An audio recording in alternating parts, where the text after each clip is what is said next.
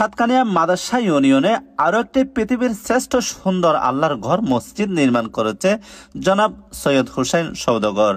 এই দৃষ্টিনন্দন মসজিদটি সাতকানিয়ার দূর দূরান্তের মানুষ। দর্শক, পরিষ্কার পানির উপর দাঁড়িয়ে আছে আল্লাহর ঘর। এই মসজিদটি স্বর্ণ রং মিশ্রিত। আল্লাহর ঘরটি দেখতে অসাধারণ হয়েছে। গ্রামের প্রত্যন্ত অঞ্চলে এত সুন্দর মসজিদ দেখে মানুষ আল্লাহ পাক সুবহানাহু ওয়া তাআলার শুকরিয়া জ্ঞাপন করেন।